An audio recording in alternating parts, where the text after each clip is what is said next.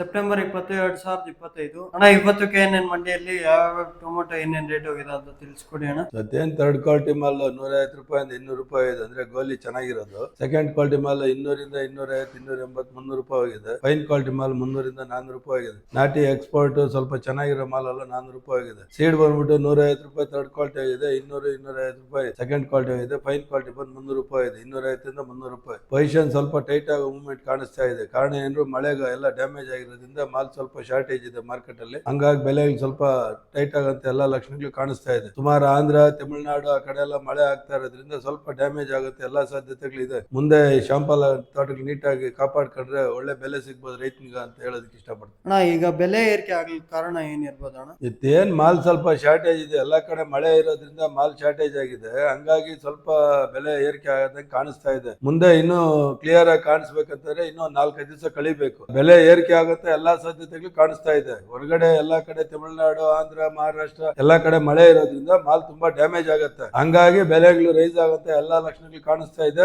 ಇವತ್ತು ರೈಸ್ ಆಗಿರೋ ಕಾರಣನೂ ಅದೇ ಕಾರಣನೇ. ನಾಳೆ ಮಾಲ್ ಜಾಸ್ತಿ ಬಂದು ಬೆಲೆ ನಾನು ಇದೇ ತರ ಮುಂದುವರೆದ್ರೆ ಬೆಲೆ ಏರಿಕೆ ಆಗ್ತಾ ಇದೆ ಅಂತಾನೆ ಅನ್ಸುತ್ತೆ. ಏನಾದ್ರು ನಾಳೆ ನಾನು ಸ್ವಲ್ಪ ಮಾಲ್ ಜಾಸ್ತಿ ಬಂದು ಸ್ವಲ್ಪ ಏನಾದ್ರು ಪೊಸಿಷನ್ ಏರುಪೇರಾದ್ರೆ ಅದು ಆಮೇಲೆ ನಾಳೆ ಹೇಳ್ತೀನಿ ಅದ್ರ ವಿಚಾರ. ಪೊಸಿಷನ್ ಟೈಟ್ ಆಗುತ್ತೆ ಎಲ್ಲಾ ಲಕ್ಷಣಗಳು ಕಾಣಿಸ್ತಾ ಇದೆ.